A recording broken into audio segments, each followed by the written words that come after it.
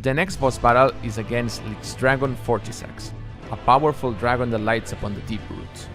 I personally recommend to keep some anti-electrical damage charms before the fight so you are able to... Wait, wrong game. Oh, right, the Ruined Dragon. What? It is also called Lord of Lightning? Huh. Okay. Anyways, the next boss in your journey to save Peach is the Ruined Dragon. Once you arrive to their arena, skip the cutscene and proceed to stomp the areas on the surface that glow to release 2 hearts, but don't pick them up yet. Jump and dive to avoid the circles of lightning twice, and then what I like to do while the dragon is preparing to do his 3rd attack is to position Mario at the end of this 3rd surface, dive and triple jump towards the dragon. At the peak of your height of your triple jump, cap bounce and dive again to get on top of the boss. You will get hit, but do not worry, you'll be able to replenish your health later. Once the Ruined Dragon stops being all glowy and electric, cut throw into his... golden needles? Golden swords? I don't know. And shake your controller so Cappy homes in faster. Remove all the golden needles and stomp the Ruined Dragon head to move to phase 2. Pick up one of the hearts you prepared earlier and dodge the next 2 waves of lightning circles the boss will throw at you. Position yourself again to time a triple jump and jump on the dragon's head. Remove the golden needles and stomp the Lord of Lightning to proceed to the final phase. The method for this 3rd phase will be the same, but you will have to dodge more circles of lightning. Remember that this triple jump is just what I am comfortable with, but you can also approach and time a backwards jump or whatever strat that you think will be more consistent. Anyways, remove the final 6 golden needles and smash the dragon's head to end this boss battle and repair the Odyssey.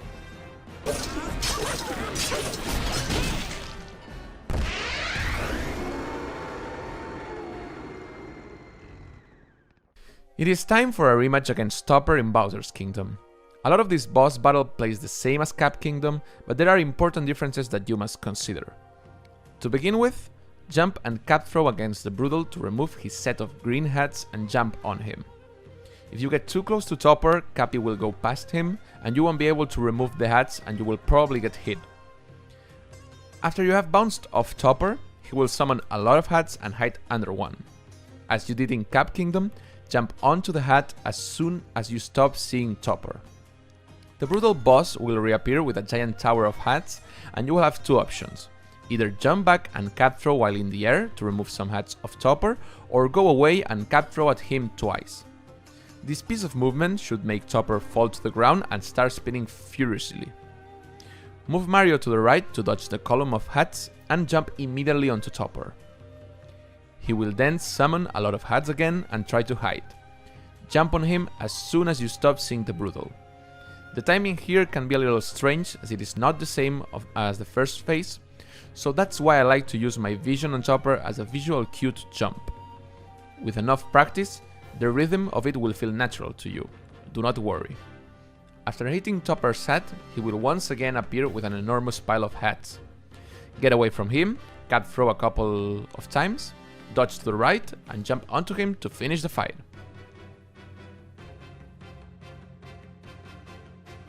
Harriet is the last member of the Broodals we have to fight and her boss battle comes right after Topper's. Or right before if you're a Harriet first enjoyer. Either way, as soon as the battle starts, move a little bit until you are over this spot. You should lower the camera to this angle as this will help with the next piece of movement. Harriet will bounce around until she stops to throw her spiky bombs at you. Once she has stopped, move to the right and jump to cap throw diagonally towards Harriet. The bomb should hit her and leave her open for a hit. If you miss the timing on the bomb, do not worry. Harriet will throw another one a couple of seconds later, so you'll be able to try again. Once you jump on Harriet, she will hide in her UFO style hat.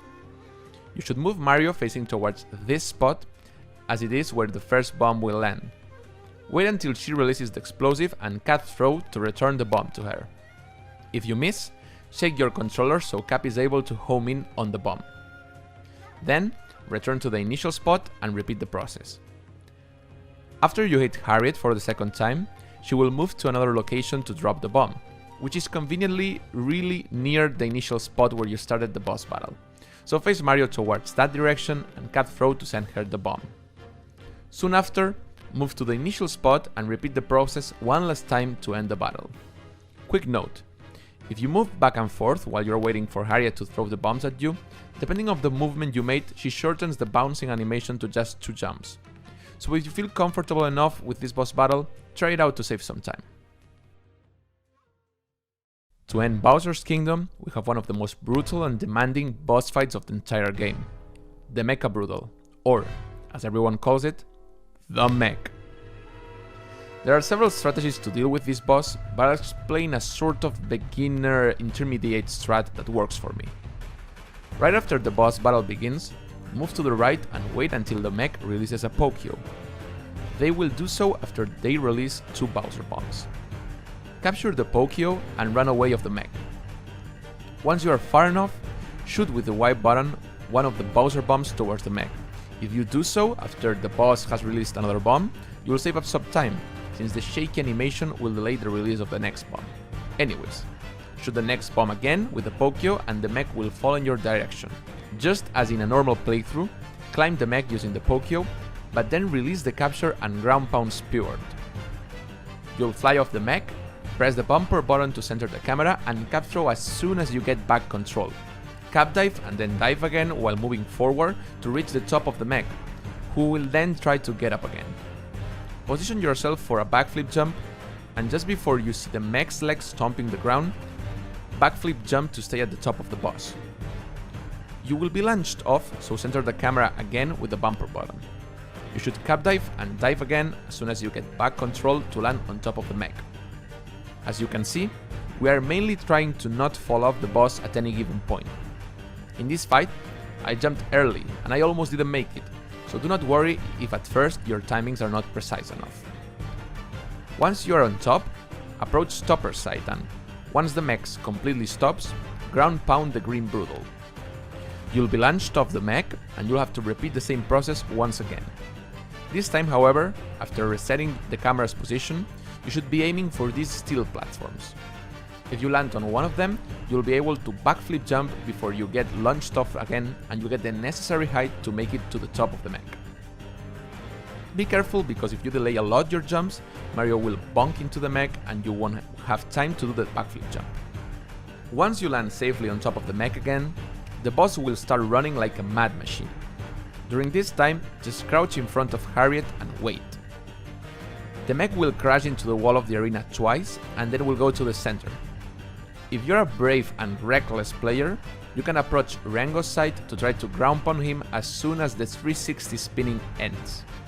However, the time window for doing so is very short, so it is a risky play. If you don't feel like it, wait until the Mech does 5 steps and then ground pound Rango. Repeat the process all over again to stay on top of the Mech using the steel platforms and you will be almost done. The Mech will start spinning again and, once it stops, ground pound Harriet to claim your victory.